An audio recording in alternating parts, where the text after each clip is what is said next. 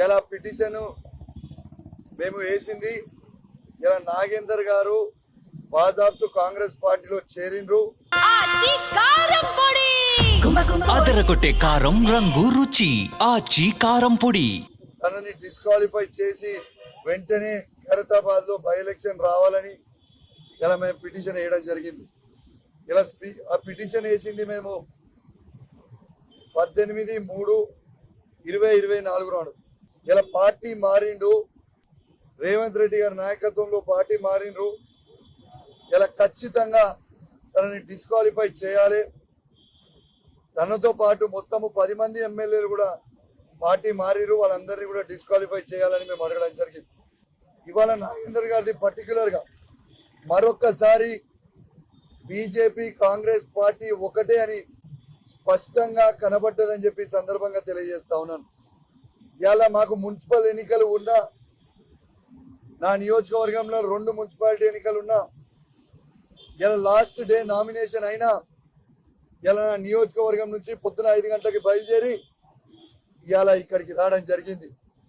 BJP వాళ్ళు కూడా petition వేసి మహేశ్వర్ రెడ్డి గారు హాజరు కాకుండా మాకు మరొక డేట్ ఇవ్వండి, మరియు 18 తారీఖుకి మా డేట్ ఇవ్వండి అని వాళ్ళు పిటిషన్ వేసారు.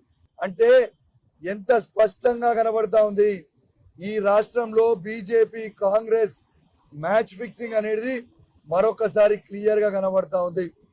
ఎందుకంటే దానం నాగేందర్ గారి disqualification clear cut. BRS party MLA ఉండుకుంటూ కాంగ్రెస్ పార్టీ ఎంపీగా పోటీ చేయడం వల్ల క్లియర్ కట్ ఎవిడెన్స్ అయిపోయింది. కాబట్టి డిస్క్వాలిఫై కంపల్సరీ కావాల్సి వస్తుందని ఇలా టైం బై చేయడానికి ఇలా మళ్ళొక్కసారి బీజేపీ కాంగ్రెస్ పార్టీ ఒక్కటైందని చెప్పక తప్పదు.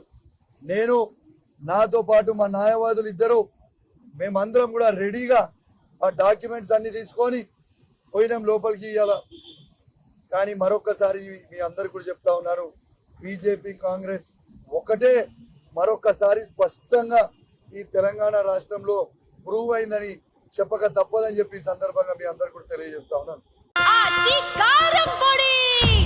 అదరగొట్టే కారం రంగు రుచి ఆచి కారం పొడి.